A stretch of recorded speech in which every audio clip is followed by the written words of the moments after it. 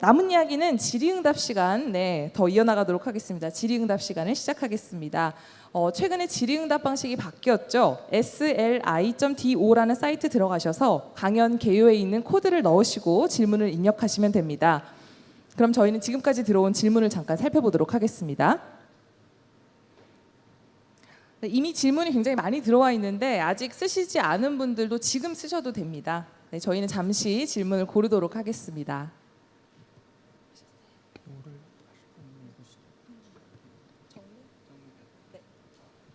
네, 좋아요를 두 번째로 가장 많이 받으신 정민 님이 보내주신 질문을 한번 읽어보도록 하겠습니다. 네, 저는 생체공학과에 재학 중인 대학생입니다. 교수님께서 말씀해주신 인공근육은 전기를 신호이자 에너지로 사용하는 것 같은데 실제 인간 근육은 전기로 신호를 받지만 ATP라는 생체 에너지를 사용하는 것에서 다른 점이 있다고 생각합니다. ATP를 인공근육에 사용한 사례가 있나요? 굉장히 전문적입니다. 네, 정민님 혹시 자리 계신가요? 네네, 굉장히 날카로운 질문이시죠. 어디 계시나요? 네, 한번 보고 싶습니다. 네.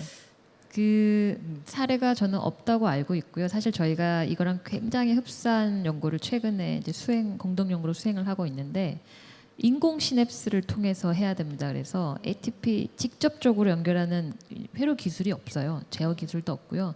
대신에 그 에너지를 다시 컨버터를 통해서 전기 신호로 바꾼 다음에 그걸로 저희 근육을 액추에이터를 움직이는 건 저희가 성공한 사례가 아주 최근에 있습니다. 그래서 제가 아까 과장돼서 그림을 보였지만 직접적으로 그렇게 딱 연결해서 하는 시스템은 아직 사례가 없습니다. 네. 예, 제가 다음 질문하신 분을 하나 선택을 하면은 신민주 선생님이신데 어디 계시나요? 나이가 드신 학생이네. 예상을 뒤엎고. 신민주 선생님. 아니, 저는 질문을 읽겠습니다. 사람들은 로봇이나 인공지능을 두려워합니다. 오늘 강연에서 이야기하신 소프트 로봇은 인간에게 해가 되나요? 만약 해가 된다면 어떤 방법으로 우리에게 해가 될까요? 예. 네, 지금까지 해가 안 된다고 저희가 주로 얘기를 했는데 해가 될 수도 있죠, 물론. 그렇죠. 예, 제가 답변을 좀 드리면은 저희가 아까 영화를 많이 골랐다 그러는데 뺀 영화들이 다 뭐냐면 에일리언, 프레더터에서 외계에서 로봇 같은 인공근육 가진 로봇들인데 와서 지구를 침공하는 그런 영화들이었습니다. 그런데 그런 거 아마 그래서 무서워하시는 것 같은데 E.T.도 있잖아요, 사실. E.T.는 우리에게 친구고 그리고 수술 로봇이라는 게 지금 의료 현장에서 굉장히 많이 쓰이고 있는데 수술 로봇은 아직 보험이 수가가 지급이 안 돼서 약간 가격은 좀 있지만은 거의 수술장이 없을 정도로 사람들이 하고 있습니다. 그러니까 배를 이제 한 이만큼을 째야 되는 거를 구멍 4개에서 6개 정도 뚫고 하기 때문에요. 몸에 흉터가 적고 그다음에 수술 뒤에 퇴원하는 데 걸리는 시간이 하루 반 정도. 배 개복 수술했을 경우에는 3일 정도인데요. 하루 반 정도니까는 굉장히 해서 한 10년 전만 해도 수술 로봇 하자 그러면은 의사 선생님이 해주세요 이렇게 환자들이 그랬는데 지금은 찾아와서 저 수술 로봇을 하겠습니다 그렇게 돼서 굉장히 우리에게 도움이 되는 로봇이 되고 있습니다. 예, 그래서 그 정도까지 답변 드리겠습니다. 네, 예. 도움이 됐는지요? 예, 고개 끄덕끄덕 하시네요. 네, 다음 질문은 교수님께서 한번 소개해 주시겠어요? 네. 최근 국내 연구진의 인공지능 관련 영상에서 순전히 뇌파로만 움직임을 조절해서 로봇이 미로를 통과해내는 걸 본 적이 있습니다. 전기 감응성 구동과 이런 뇌파를 구동하는 것에는 어떤 차이가 있을까요? 아마 저희도 이런 걸 했었는데요.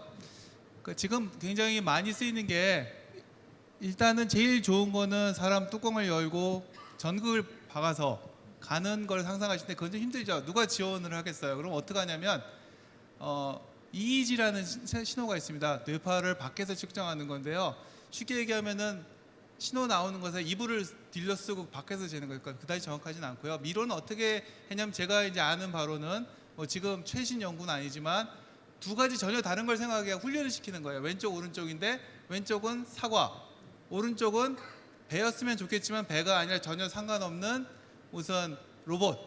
그러니까 사과와 배는 비슷한 거니까요. 이렇게 계속 훈련을 시켜서요. 내가 사과를 계속 생각하게 되면 오른쪽으로 가고 그 다음에 저는 사과랑 전혀 상관없는 다른 걸 생각하면 이걸 훈련을 시켜서 가는 거고요. 전기 감응성이라는 건 아마 내가 생각을 하면 자연스럽게 그쪽에 이제 뇌 쪽에 신호가 흐르면 이제 자연스럽게 가는 것들을 아마 얘기하는 그 두 가지가 좀 차이가 있을 것 같습니다. 그래서 모터 이미저리라고 그러고요. 어떻게 훈련시키느냐는 굉장히 좀 많이 연구들을 하고 있습니다. 지금. 뭐가 더 어렵나요, 교수님? 어렵다가 아니라 어떻게 구하느냐가 어렵고요. 후반부는 아무래도 뚜껑을 열어야 되는 문제가 좀 생기니까요. 뭐 그런 실험에 대한 문제가 있을 것 같습니다. 그렇군요. 감사합니다. 저 질문이 많이 아직 안 올라와서 좀 생각할 시간을 드리기 위해서 제가 여담으로 하나 재밌는 얘기 해드릴게요. 그 북한이 지금 ICBM을 개발해서 굉장히 핵이랑 ICBM을 개발해서 굉장히 좀 위협이 되고 있지 않습니까? 국내에서도 지금 대학교 교수님들을 중심으로 ICBM 개발이 굉장히 활발히 진행되고 있습니다. 근데 여기서 ICBM은 여러분들이 생각하는 그 북한의 ICBM이 아니고요. I가 뜻하는 거는 IoT에서 사물 인터넷, 그다음에 C가 뜻하는 거는 클라우드 컴퓨팅에서 클라우드라는 거고, B는 인공지능에 꼭 필요한 빅데이터, 그다음에 M은 모바일 테크놀로지에서 여러분 휴대전화를 갖고 있어서 이 ICBM 네 가지 기술이 지금 연구자들이 가장 열심히 하는 그 연구가 되겠습니다. 그래서 어디 친구분들을 만나시면은 ICBM이 뭐의 약자냐 물어보시면은 너 유식해졌다 그런 말 들을 수 있을 겁니다. 저는 질문 하나 골랐는데요. 여기 무민이라는 이름, 영어로 MONMIN 어디 계세요? 네, 닉네임을 쓰신 걸로 봐서는 익명으로 올려주신 것 같아요. 아, 네. 그래요? 이분께서 어떤 질문을 하셨냐면요. 소프트 로봇 단점으로 언급하신 인공근육 반응 속도를 극복하기 위한 아이디어 뭐냐, 그리고 국제적으로 어떤 연구가 되고 있느냐. 제가 너무 얘기하고 싶었는데 오늘 시간이 없어 못했습니다. 그래서 또 누가 찾아보실까봐 말은 못하겠지만 제가 전 세계에서 거의 유일하게 이 문제를 해결한 사람 중에 하나입니다. 네. 예. 제가 학부생들 상대로 강연할 때 흔히 빗대는 말인데, 여러분들 그 방구를 끼면 냄새가 나잖아요, 그죠? 뭐 메탄가스나 그 외 암모니아 가스인데, 그런 대부분의 가스 분자들이 1초에 몇 미터를 갈 것 같아요? 한번 상상해 보세요. 1초에 얼마를 움직일 것 같아요? 30cm 정도? 400m를 움직입니다. 대부분의 가스 분자는 1초에 400m를 움직입니다. 그런데 우리가 엘리베이터 구석에서 누가 방구를 끼면 꼭 그 사람 내리고 난 다음에 냄새가 나죠, 그렇죠? 1초에 400m 가면 여기 제가 여기서 방구를 끼면 저 끝에 분이 이미 다 마시고 나는데 안 되죠. 왜냐하면 직선 운동을 하지 않기 때문이에요. 기체 분자는 다 확산이라고 해서 뒤로 갔다 앞으로 갔다 튕겼다 옆으로 갔다. 그래서 직선 운동을 하지 않기 때문에 우리가 못 맞는 거예요. 그래서 마찬가지로 이 인공 근육의 반응 속도를 높이기 위한 가장 큰 좋은 방법이, 제가 아까 전류가 이온의 흐름에 의해서 생긴다고 했잖아요. 이온이 직선 운동을 하면 됩니다.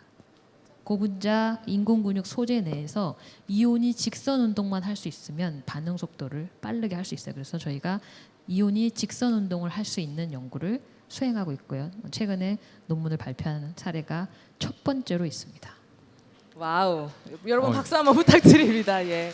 PR을 되게 잘하시네요. 뭐 네, 그렇습니다.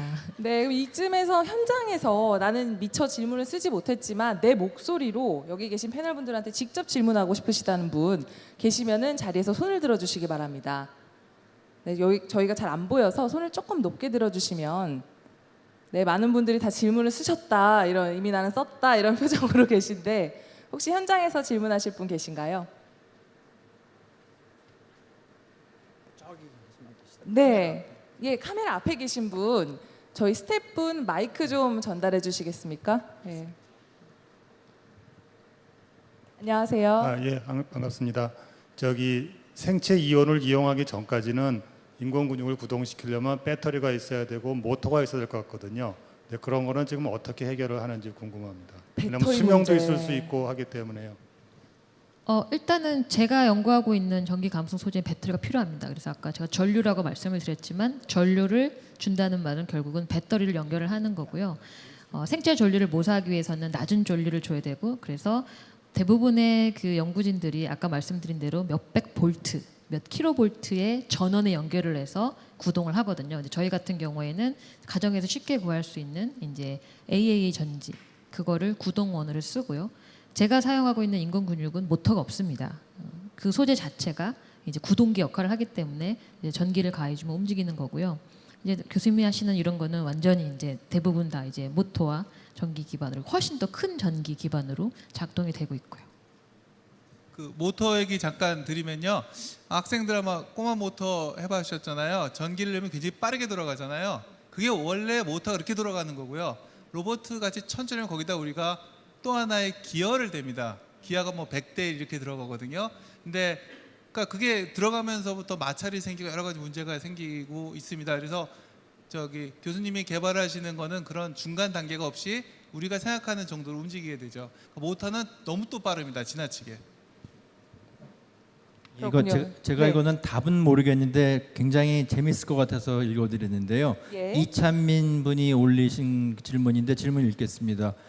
의족과 인공 근육의 발달로 장애인 올림픽, 패럴올림픽이 올림픽보다 재미있어지는 날이 올 거란 말을 본 적이 있는데 이렇게 인공 근육이 발달하는 날이 오면 윤리적 문제가 생기지 않을까요?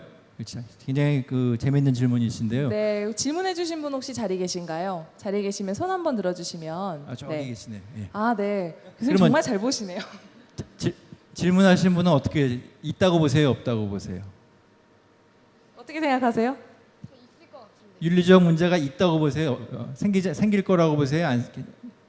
뭐 지금 가격 얘기도 해주실 거 그러니까 이런 부자들만 이런 의족 같은 걸 달 수도 예. 있고 너무 발달하면 윤리적 문제가 생길 것 같아요. 예, 예. 아, 제가 생각할 때는 그 인공 근육 올림픽이 하나 더 생길 것 같은데요. 예, 패럴림픽이랑 패럴올림픽은 따로. 장애인이 장애 상태에서 하는 게 패럴올림픽이잖아요. 그리고 정상인의 말을 좀 써서 좀 죄송한데 그냥 몸이 안 다치신 분들이 하는 게 그냥 기존 올림픽이고 장애인 중심으로 하는 게 장애인 올림픽이니까는 인공 근육으로 회복된 사람들은 또 그런 올림픽이 하나 생겨서 해야지 공정하다고 저는 개인적으로 생각을 합니다.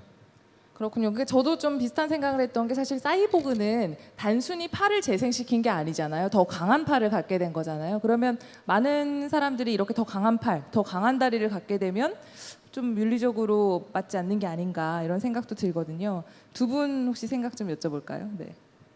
그러니까 저희는 일단 약한 사람을 끌어올리는 걸 먼저 해야 될 것 같고요. 그런 분들이 더 많을 것 같고 그걸 그 이상 가는 거는 그 다음 생각해봐야 되는데요. 비슷한 예가 아마 있습니다. 얼마 전에 남아공에 그 사고 친 스프린터가 피토리어스인가 그 사람의 근육이 힘을 내는 것도 있지만 그 에너지를 저장했다 내주는 방법도 있거든요. 근데 그 탄소섬유 의족은 에너지를 굉장히 더 많이 저장해서 뿜어내거든요.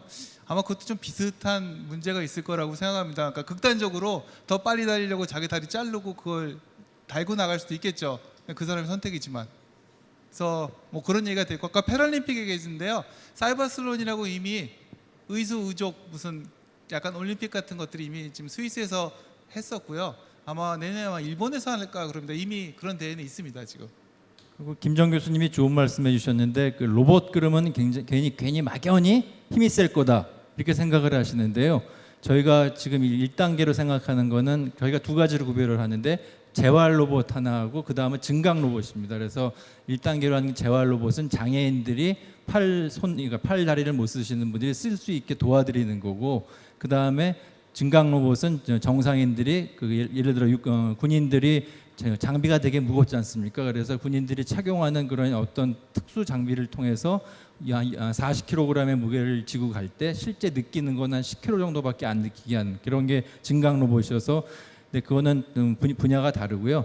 그리고 이제 어떤 쪽으로 원론적으로 말씀드리면은 로봇이라고 꼭 힘이 더 세지는 건 아닙니다. 로봇이 기본적인 임무를 수행하는 일을 하는 거고 뭐 그렇게 된 거죠. 그러니까 청소 로봇 같은 것도 뭐 사람이 하는 거랑 다른 게 청소가 로봇이 자동적으로 해주는 거지 않습니까? 반복적인 일. 그러니까 로봇이 하는 일이라는 게 사람이 하는 단순 작업, 반복적인 일을 사람이 하길 싫어하니까는 로봇의 장점을 살려서 그걸 만들기 때문에 꼭 우리가 로봇을 만든다 그래서 괴물을 만든다 이렇게 생각은 좀 아까 질문하실 거랑 똑같은 맥락인데 그렇게 막연히 생각하지 마시고요. 그런 수는 있지만은 근데 꼭 말씀드리겠습니다. 왠지 지난 시간에 인공지능 말씀하셨던 거랑 좀 비슷한 느낌입니다. 우리가 인공지능을 무조건 나쁠 거라고 가정하고 할 필요가 없다 말씀해 주셨었죠. 저는 좀 현실적인 질문이 나와서 좀 읽어보겠습니다. 익명으로 주셨기 때문에 질문만 읽어볼게요. 3D 프린팅으로 소프트 로봇의 생산이 더 용이해질까요? 네, 플라스틱 같이 딱딱하지 않고 부드럽고 유연한 잉크가 개발이 돼 있나요? 이렇게 질문해 주셨습니다. 네, 아마 질문하시는 분 3D 프린팅에 대해서 좀 잘 아시는 분 질문하신 것 같은데요.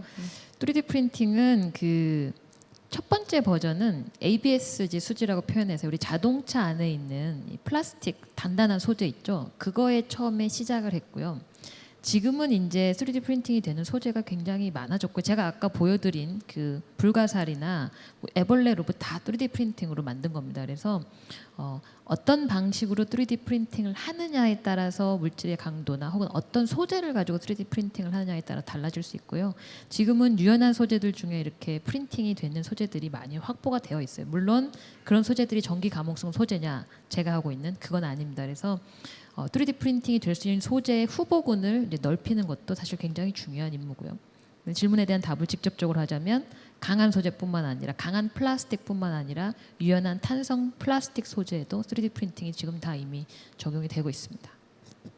그렇군요. 예, 말씀 감사합니다. 대답이 도움이 되셨으면 좋겠습니다. 이쯤에서 현장에서 질문을 한 번 더 받아보도록 하겠습니다. 잠시만요. 예. 네, 왜냐하면 처음 오시는 분께 먼저 기회를 드리고 싶어서 앞에 네. 마이크 좀 갖다 주시죠. 네, 여기 선생님께 스태프분 마이크 하나 전해주시겠어요? 네. 인공 근육에서요. 지금 뇌에서 그 전기 신호가 나와 갖고 이렇게 시냅시스를 해 가지고 이렇게 신경줄로 다 오는데 거기에 그 정도의 그 전기 신호 가지고 지금 움직이는 것이 지금 저희가 쓸 수 있는 정도의 강도까지 할 수 있나요? 네. 그러니까 이런 미약한 신호로도 인간이 막 내는 힘처럼 낼 수 있냐? 어차피 사람도 근육이 내는 거는 앰플리파이어고요. 신경 신호는 굉장히 작게 들어가거든요. 사람도 그런 식으로 되어 있습니다. 근육이 움직이는 건 EMG라는 걸로 알 수가 있는데 그거는 큰 ATP를 이용해서 큰 힘을 낼 수가 있고요. 사람의 신경신은 굉장히 작게 들어가고 있습니다. 지금도 그런 식으로 돌아가고 있습니다. 사실은. 그래서 말씀드리자면 지금 인공 근육이 어느 정도 돌아가는가 하면 박문혁이 좀 더 잘 아실 것 같은데요. 그러니까 지금 소재에 따라 사실 너무 많이 윈도가 넓어가지고 아주 작은 신호부터 정말 큰 신호, 인간이 감전돼서 죽는 신호까지를 다 커버할 수 있는 소재들이 다 따로따로 있기 때문에, 근데 말씀하신 질문에 대한 직접적인 답은 이제 증폭기, 앰플리파이어가 충분히 이제 뇌 신호의 크기를 조절할 수 있기 때문에 네, 실제 그렇게 개발이 되어 있고 그래서 가능하다고 생각합니다. 네. 혹시 현장에서 또 질문을 미처 쓰지 못했던 분 자리에서 손을 들어주시면 되겠고요. 저희는 그럼 들어온 질문 중에서 하나 더 읽어드리도록 하겠습니다. 홍인표님이 보내주신 질문입니다. 혹시 자리에 계신가요, 홍인표님? 네, 저쪽 끝에 계시는군요. 요거는 글쎄요. 자, 미래 전쟁에서는 인간이 아닌 로봇들이 전투를 할 수 있다는 가능성에 대해서 들어본 것 같은데, 그야말로 인간을 죽이기 위해서가 아니라 인간을 보호하기 위해서 로봇들이 대신 싸운다는 얘기를 들어본 것 같은데, 현실적으로 인공 근육이나 소프트 로봇을 사용해서 그게 가능할지 궁금합니다. 이렇게 말씀을 해주셨어요. 좀 어려운 질문인데 다 제 눈을 피하고 계세요. 지금 패널 분들께서. 네, 어떤 분들이 대답해 주실까요? 네. 그러니까 사람이 얼마나 싸게 먹히는가를 한번 생각해 보시면 좋을 것 같은데요.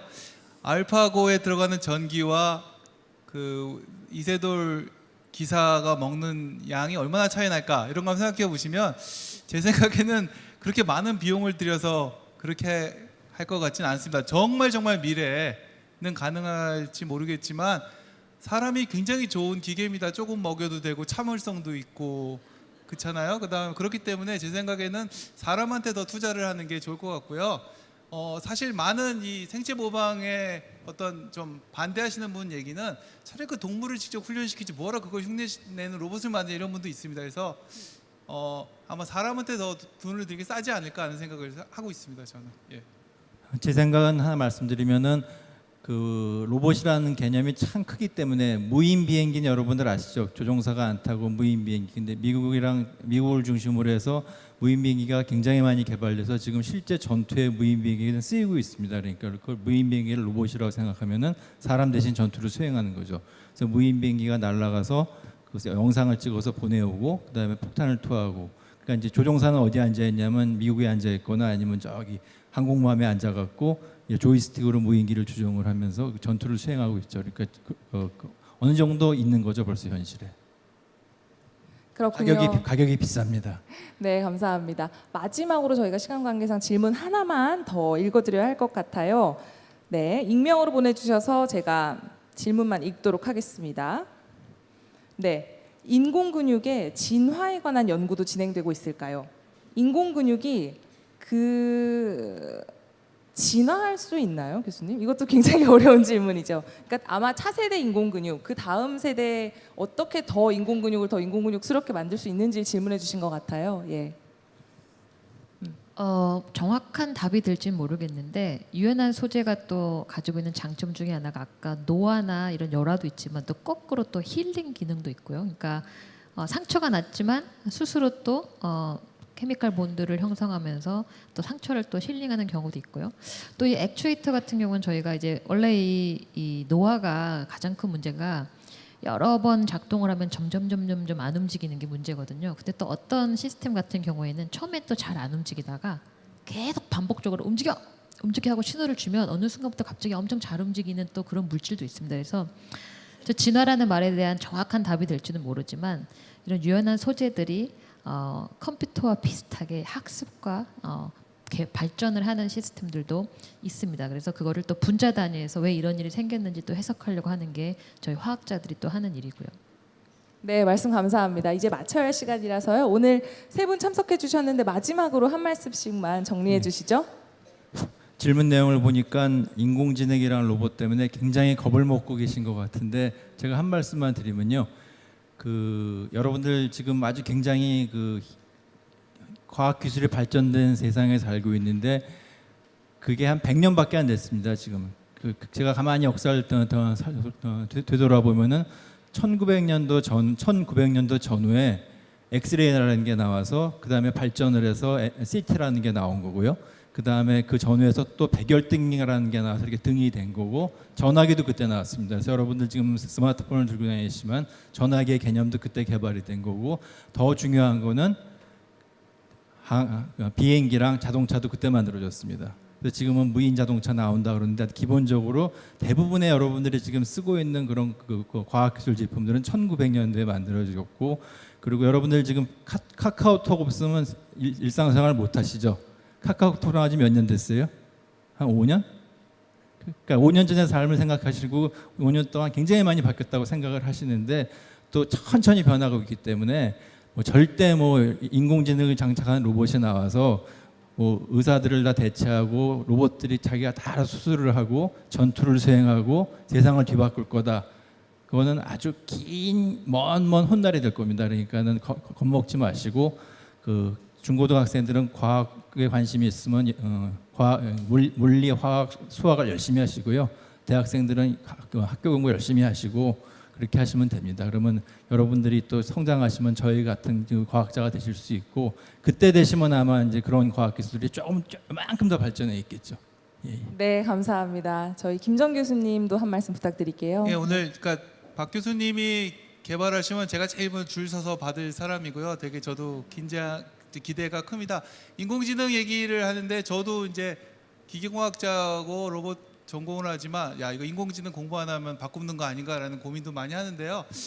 이런 것 같아요. 사람 생명이 그러니까 진화를 해 나가는 데 있어서 움직임이 생기고 지능이 생기고 지금까지 왔는데 대략 움직임이 생긴 시점이 지능이 생긴 시점이 10배 정도 된다고 하고 있어요. 근데 제가 생각에는 기술 개발은 거꾸로 갈 것 같아요. 지능을 먼저 개발하고 움직임을 갈 것 같아요. 그러니까 그 의미는 지금부터 10배 정도 시간이 지나야 우리가 걱정하는 터미네이터라든지 제 움직임이 구현되는 사람하고 구현되는 시스템이 나오지 않을까 생각하고요. 편하게 마음 가지시고 인공지능만 즐기셔도 될 것 같습니다. 예상입니다. 저는. 예, 감사합니다. 그리고 오늘 강연에 이어 패널 토의까지 해주신 박문정 교수님 한마디 정리 말씀 부탁드릴게요. 네, 늦은 시간까지 청중석에 남아 계주셔서 또 열띤 질문에 너무 감사드리고요. 저는 그런 질문 많이 받습니다. 로봇 연구하는데 사실 제가 로봇을 만들진 않는데 저한테 많이 묻는 게 이런 거 하면은 직업이 많이 없어지는 게 아니냐. 그리고 우리 화학의 꽃이라고 할 수 있는 예를 들어서 유기화학이라는 분야가 있는데 그 다 로봇이 하면 더 잘하는 거 아니냐. 사람 손이 하는 것보다. 그래서 우리가 스스로 우리의 그 길을 막는 게 아니냐 이런 질문 많이 받는데요.